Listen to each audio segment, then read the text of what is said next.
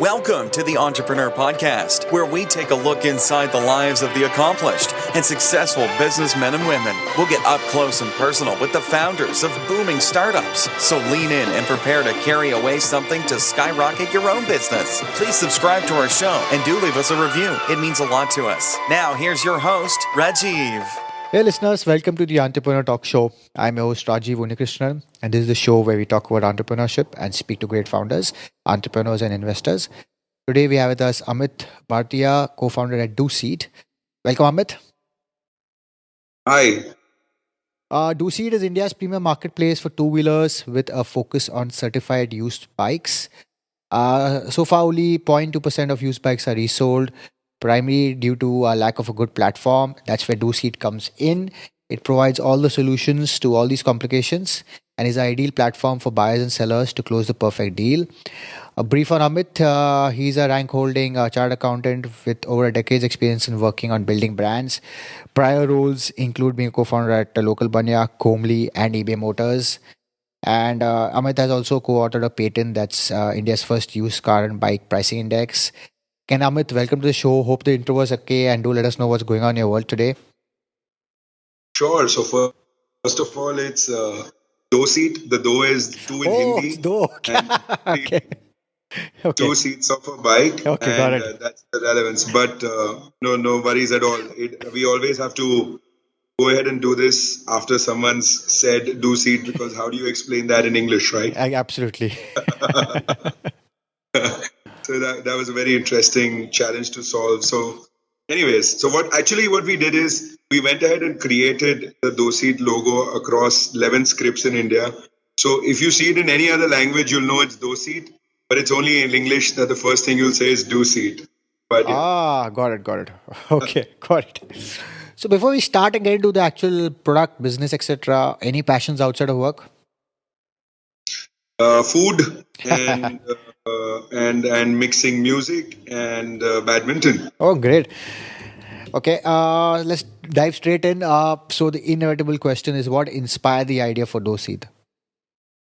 Previous experience at eBay or Bazi when I co-founded along with my very senior boss and colleague Rajan Mehra. Yep. Whole the used vehicle marketplace, which is called Bazi Auto and then eBay Motors. And we created a marketplace for the auction of used vehicles across the country. Primarily, the supply of vehicles came from banks, where, if your vehicles, you defaulted on your loans, then those vehicles kind of needed a buyer so the bank could settle their dues, right? Correct.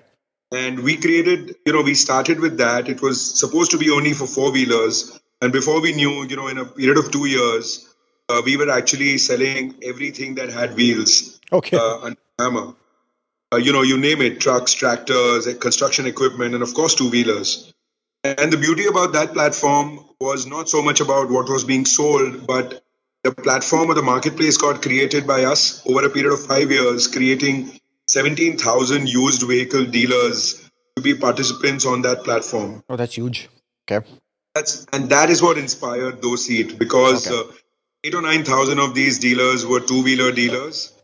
Fast forward, to 2015, and I realized that lots had been done in used cars, tremendous amount of investments, lots of good guys going out. Correct. It remained where it was, and that's what inspired me to go after these guys and make life easy for them. Okay, and what would the vision be for the company? We'd love for the customer to buy a two-wheeler conveniently and with trust. And a used two-wheeler actually empowers customers to either earn their livelihood or, follow their education easily. And it makes great impact. Great. So, initially when you thought of the idea, it wasn't just you that made this a reality. You have a co-founder also, right? Yes, I have Kalam Shah. He's my tech co-founder. Kalam was my first engineering manager at Kalam a few years. And we built some products together. I love his earnesty and honesty. And that's what, got me to pop the question to him when I was starting this. Okay. So, when you thought of the idea and finally decided to do it, how do you validate? Did you do any MVP or just go straight out and launch beta? So, we were very familiar with the space, at least I was. Okay. And, over a period of a month or two, just to reaffirm whether we could create a difference and somebody wanted that difference to be made. We went ahead and stood at various used bike dealers, both new and used, of identifies the customer really facing these issues, what seems to be the challenge, and kind of, reinforced what we were trying to do, whether it made sense or not. It also is always, the best thing to do to give you what is your first product stack. Correct. And, in any typical startup, you will override your first product stack. Yeah, absolutely. 6 months, and that's what we're doing now. Great. So, I mean, coming to the actual product is how does it work for a seller and for a buyer? So for a seller, we have the ability to go out there and inspect a vehicle. We've created some, simple technology, a mobile app that allows an inspector to go out there and inspect a vehicle across 80 to 85 parameters. Okay. The basic idea here is to know what is wrong about the bike. Correct. So that that can be informed to the customer. It is also the second big, the one biggest thing that doesn't go well with bikes is ownership details and paperwork. And that is a part of the inspection as well. And the third is a great set of images, so that the customer doesn't need to read everything. He sees a few things and he knows whether he should shortlist that bike or not. Okay. So for the seller, it's a layer of trust and credibility, and it comes out in form of a rating. And for the buyer, it's about, shortlisting amongst all the bikes that he wants to buy, either in a particular budget or of a particular brand. Which one should he opt for so that he doesn't go around town looking at, tens of bikes before he decides to buy one. Okay. And once he decides, can he inspect the bike before paying? Absolutely. Okay, The transaction doesn't happen without that. So our job is to help him shortlist. Our job is to ensure that he comes for that inspection, knocks the tires, negotiates because it's a second-hand asset and there can't be a fixed price for this. Buyer would want to, buy something at a fixed price.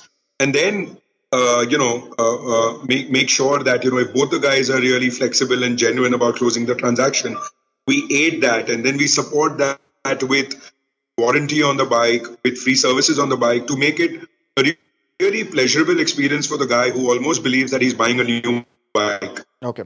And so where does the revenue come? You take a commission of the sale price?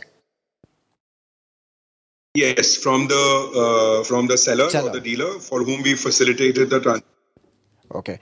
And now in India today, I mean, we have a lot of second-hand car dealers, of course. I mean, online and offline. Are these guys? I mean, I'm sure they're doing second-hand bikes also. Is there a lot of competition? Yeah. So there are huge amount of used bike dealers as well. The only thing is, these folks aren't really recognized. Their profile is not that great. You'll usually find them in the suburbs and exteriors of cities, and it's not really massively convenient to find them or to be able to trade with them. And we believe that this will really change over the next 2-3 years because used bikes are now starting to get integrated into the whole two-wheeler ecosystem. Correct. So in terms of funding, I mean, initially, of course, bootstrapped. Are you still bootstrapped or? No, we did go ahead and raise a seed round early on. Okay.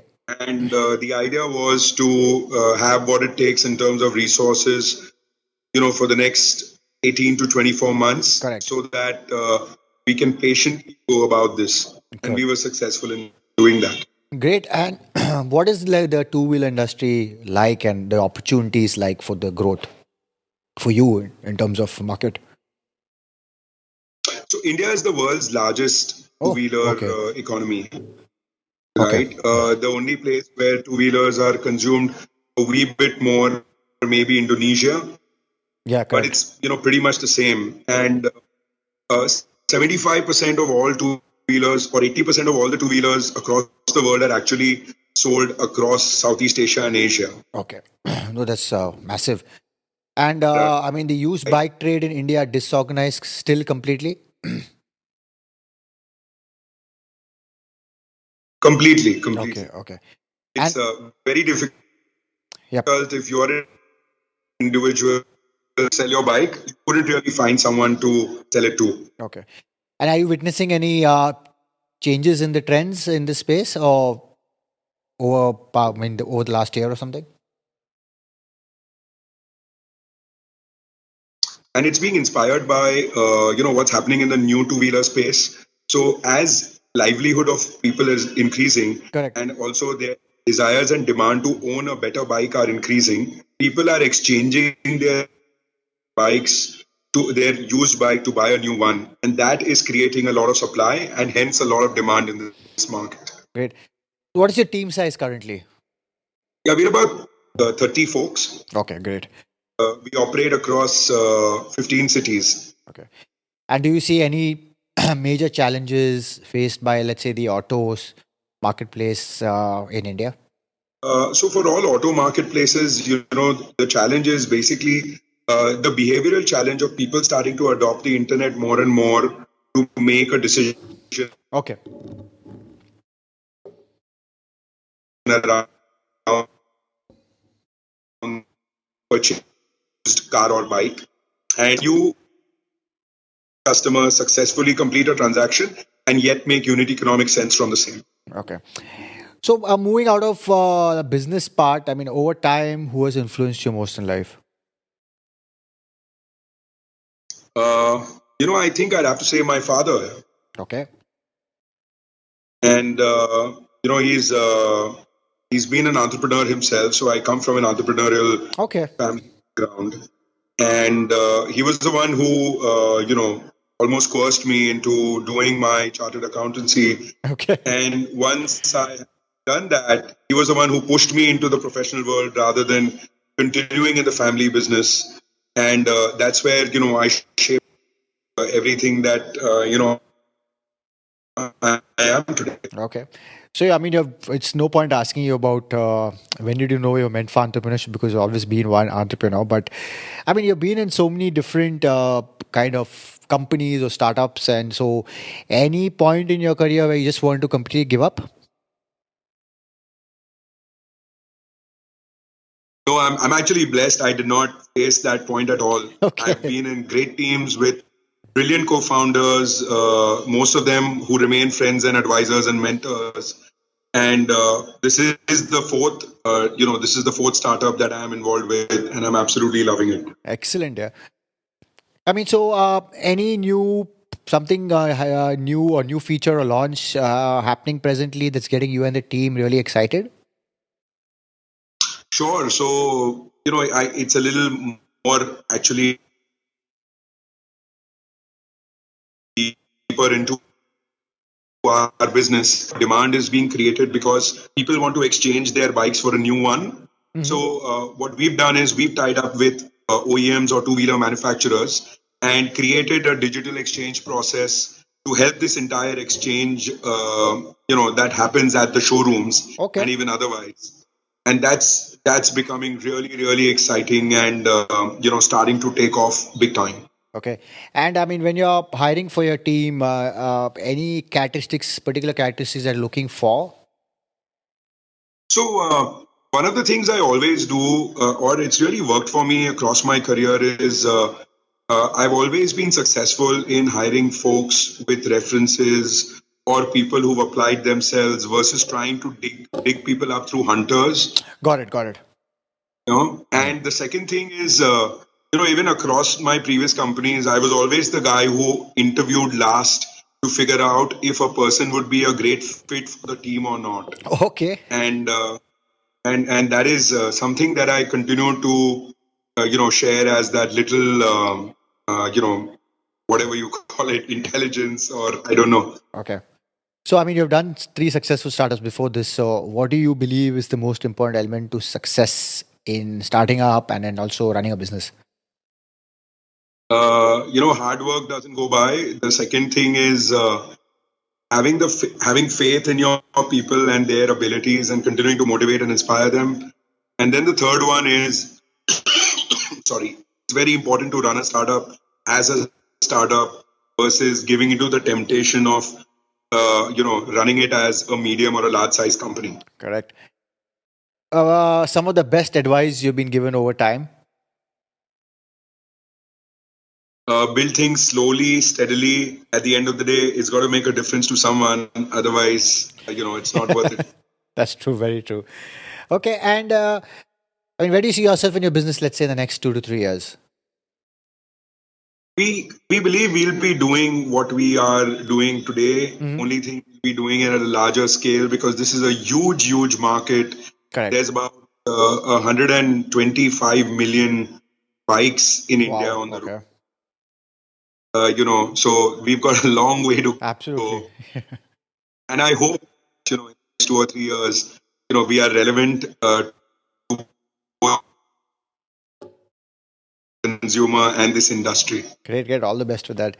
So we come to a part of the show which is a quick fire round, simple, brief answers. Okay. So when people ask you, what do you do? How do you answer that? I think startups, and it says it all. Okay. When you think of the word successful, who is the first person that comes to mind? Sorry, patchy connection. When you think of the word successful, who is the first person that comes to mind? Let's see. This boss who now runs this VC called Ventures. Okay. What do you excel at that people might not realize? My knack of being able to figure out people, their motivations, Okay. their fit. What is something that you believe in that other people think is insane?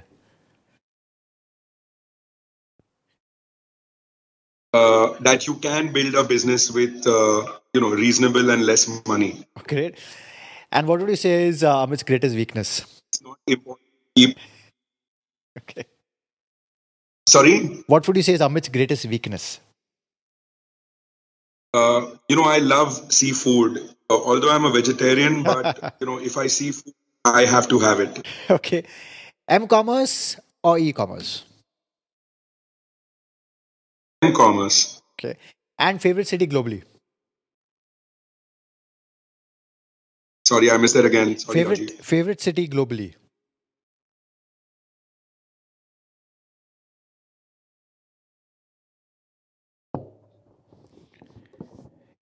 Your favorite city globally? My favorite city, right? Yes. It's New York. Oh, same here. All right, Amit, any last thought or piece of advice that you may have missed that you want to give our aspiring founders and listeners? Well, not so much advice, but just a request that you plan to start up, get in,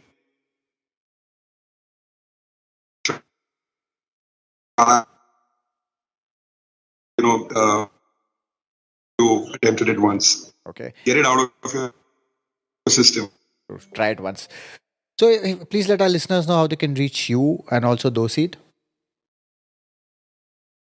Sure. Available at Amit, AMIT, at doseat.com, which is DOSEAT.com.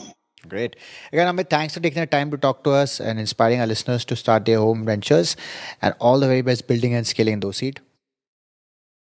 Thank you very much, Rajiv. This was fantastic. Do visit doseat.com and visit us at theasianentrepreneur.com to get the show notes, and please subscribe to our show on all the platforms and leave a review on your thoughts about this show. Thank you.